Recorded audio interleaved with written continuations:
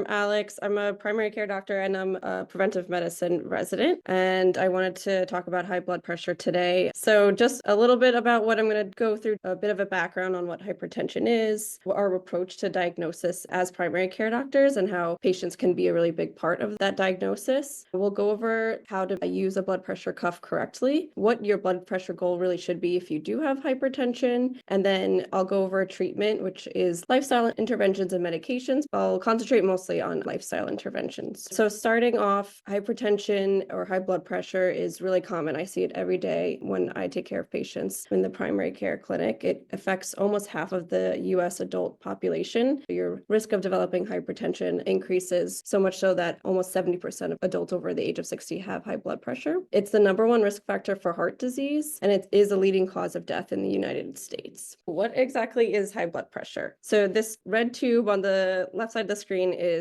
artery. When your heart contracts, it pumps blood throughout your arteries, and that pumping causes pressure to build up inside of the arteries. If your pressure is too high inside the artery and it's sustained over a certain period of time, then that's what high blood pressure or hypertension is. Just to go over the two numbers, the top number is called the systolic number. That represents the heart actually contracting. And then the bottom number is the diastolic number, and that is usually a little bit lower, and it represents the heart relaxing in between the pumping of blood. So what causes high blood pressure? Lots of different things. I want to call your attention to the fact that most of the things actually are modifiable, which means that you could change them or you could change parts of your lifestyle and have an impact on your blood pressure. There are two things though, genetics and aging, which we don't have much control over. But beyond that, smoking, obesity, stress, which we may or may not have total control over, high alcohol consumption, relatively sedentary lifestyle and diet, so high salt intake. These are all things that contribute to high blood pressure in really significant and meaningful ways. I wanted to go over the consequences of high blood pressure since it affects all of the organ systems and parts of our body in ways that we might not even realize. The other aspect of high blood pressure is that it's known as the silent killer because we actually don't feel these consequences until they result in something big like stroke. So if the arteries in your brain are experiencing a lot of high pressure, they can either burst or clog, and that's what causes a big portion of the causes of stroke or from hypertension. Similarly, our eyes need blood, oxygen-rich blood. So we have lots of arteries and vessels behind of our eyes. If the pressure is too high there, then we have damage to our eyes and our vision. The heart is really affected by high blood pressure. Hypertension is a leading cause of heart disease. So your heart pumps blood into arteries, and if those arteries have a lot of pressure, then you're working in overdrive to pump against all that pressure, and that can cause damage over time. Some of that damage can come in the form of a heart attack. There are other organ systems that are affected that we don't always think about, like sexual dysfunction, so erectile dysfunction or low libido in women. Like I said, all organ systems need blood pumped from our heart in order to work properly. And then another really important organ that is affected, or set of organs is affected by high blood pressure, are the kidneys. And this also happens very slowly over time, but if you have uncontrolled blood pressure over years to decades, it affects your kidneys' ability to excrete the toxins in your body. So I wanted to go into diagnosis, our approach to diagnosis as doctors, and how we really rely on patients to help us out here. White coat hypertension. It's the reason that we try not to diagnose hypertension in the clinic or in the doctor's office. Often we have found that patients are a little nervous or uncomfortable for various reasons when they're in doctor's office or when they're coming to clinic. And that uncomfortability actually can increase your blood pressure to a really significant amount, so up to 5 to 10 points. Not for everyone, but for enough people that we don't consider office blood pressures to be very accurate. So for that reason, I actually rely more on having patients have blood pressure cuffs at home and having them take readings at home, writing it in a journal, and then seeing me again as a follow-up, and then using those numbers from home in order to make a diagnosis of whether they actually have high blood pressure or not. And this is pretty common. Almost 20% of folks who have high blood pressure readings in the office actually have normal blood pressures at home. So very important to get a cuff if you are worried about having high blood pressure, or maybe you have a strong family history of high blood pressure. It's really great to have one at home in order to check in a calm environment. And you really don't need too too much data of blood pressure readings at home to make a diagnosis. We recommend 2 morning blood pressure readings and 2 evening blood pressure readings for around 3 days in a row should be enough data to diagnose hypertension. I really like this graphic because it goes through all the different factors that can lead to an inaccurate blood pressure reading. I'm going to go over them one by one. In general, it's just best to be relaxed and in a calm environment when you're taking your blood pressure reading. And as you can guess, that doesn't always happen in the clinic, and that's why we really prefer patients taking their blood pressure at home. So the first thing is that I recommend an arm cuff and not a wrist cuff for a blood pressure cuff. The wrist cuffs are inaccurate, so just make sure you're starting off with a cuff that goes around your upper arm. You want to make sure that you're seated with your feet on the ground, fully supported. Make sure the chair has a back support. Not having a supported back or feet can add up to 6 points to your blood pressure. Having your legs crossed can add up to 2 to 8 points to your blood pressure. So making sure your legs are uncrossed on the floor, making sure that your arm is supported up at around the level of your heart and you're not keeping it lifted and devoting energy to keeping it lifted while you're waiting for the reading to happen. You want to make sure that the cuff is going over your bare arm onto skin and you don't have any clothes underneath because that can elevate the blood pressure incorrectly quite a bit. Ensuring that you have the correct cuff size. If your cuff is too small, that can add points to your blood pressure as well. And then things that you might not think about, not being too distracted by having a conversation with somebody or really like actively listening to a conversation is important as well. And then going back to just making sure you're comfortable, like making sure you don't have to go to the bathroom and that you're just in a calm environment. So I recommend that patients take their blood pressure pretty much first thing in the morning when things are still quiet. You haven't had coffee yet, which can raise your blood pressure a little bit, and before the stresses of the day really get going. I have a lot of people ask me what blood pressure cuff to get when they're looking for one. So there is a group that actually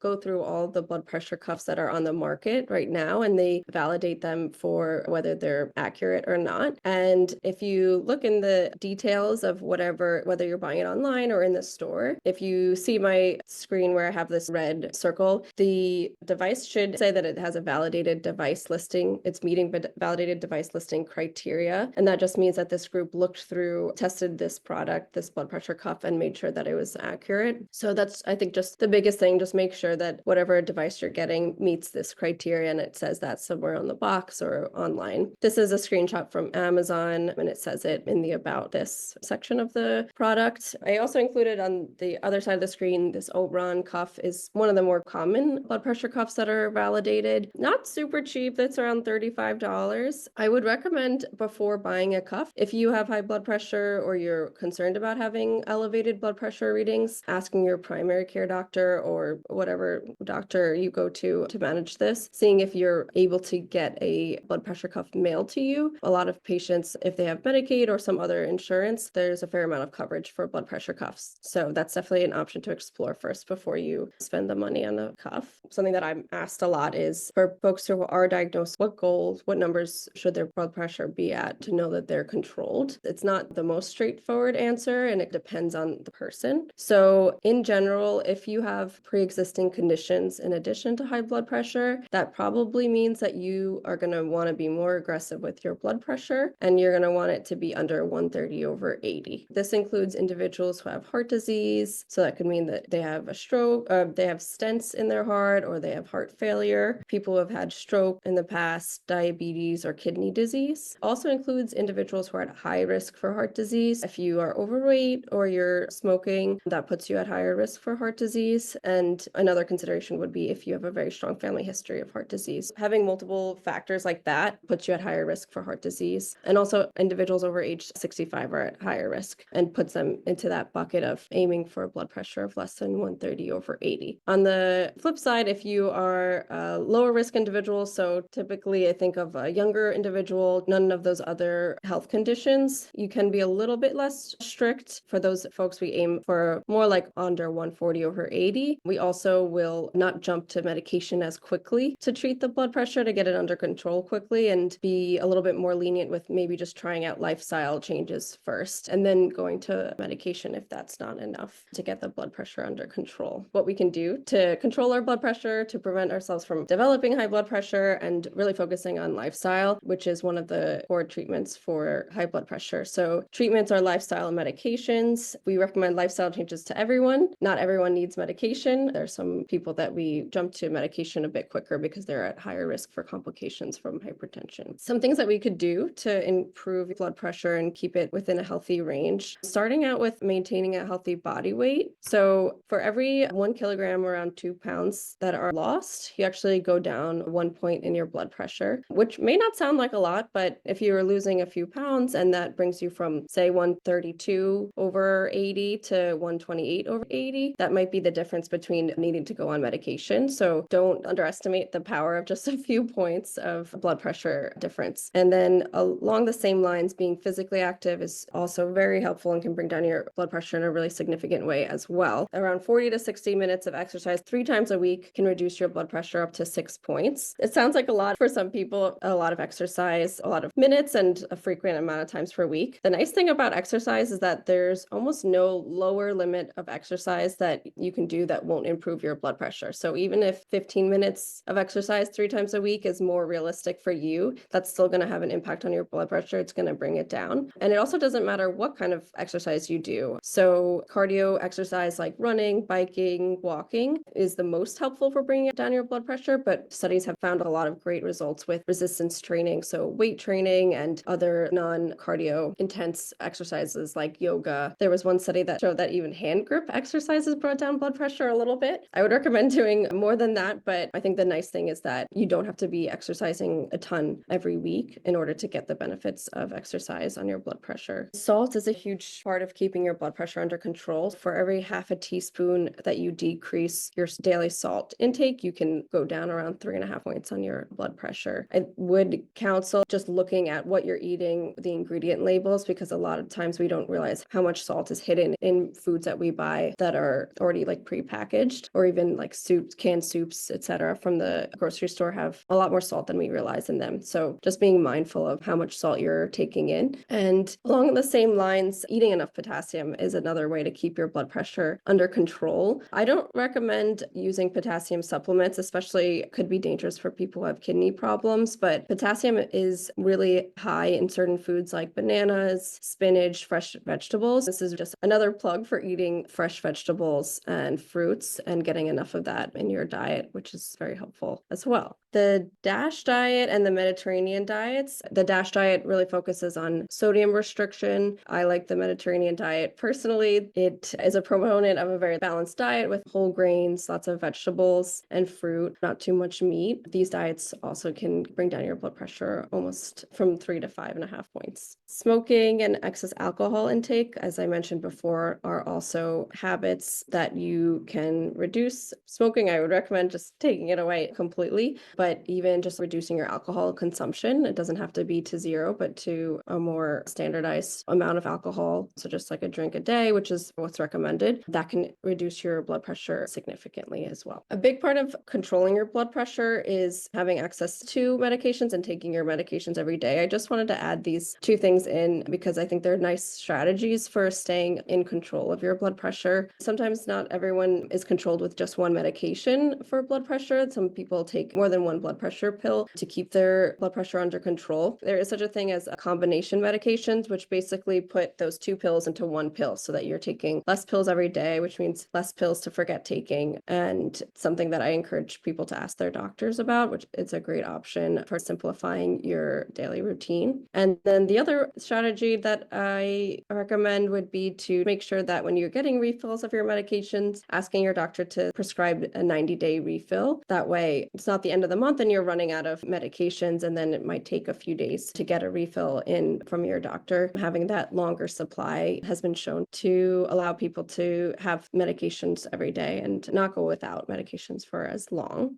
Just to wrap up, bringing us back to vaccines, especially right now, the amount of flu cases across the country and in New York are really skyrocketing. It's a pretty bad flu season. This is a plug to stay updated on your vaccines, especially if you have some condition like hypertension where you're at at more risk of getting sick from respiratory viruses. So making sure you have your COVID booster. Everyone gets a COVID booster now every year, like a flu shot, and you might be due for it even more than once a year if you have serious health conditions. And this is for everyone 6 months and older. Flu shot is really important for protecting you against severe complications from the flu. The RSV shot is our most recent vaccine, which has shown really great outcomes already in decreasing the amounts of hospitalizations in babies and in older folks. So if you're over 75, it's just one shot for now. It's not every year, at least for now. And you can also get it if you're over 60 and have certain health conditions like diabetes, chronic lung disease. And then we have a pneumonia shot as well. And that's also just one shot, which is really nice. I just wanted to go over long COVID. It is a concern and still a serious risk for people who are not vaccinated against COVID, have never had the vaccine before and don't have that antibody protection against COVID. People who have had previous COVID with severe illness are at risk. They should also get a vaccine. And then people with underlying health conditions are at high risk for long COVID. And some of the symptoms are long-lasting coughing or breathing problems, loss of smell or changing taste that last over several weeks, brain fog, fatigue, mood changes are also a big neurologic part of long COVID as well. So if you think you have those symptoms after you've had a COVID infection, we recommend talking to your health provider. There's also some more information here on the screen to learn more about that and support for that. What does low blood pressure mean? And is it something that you should be concerned about if you have it?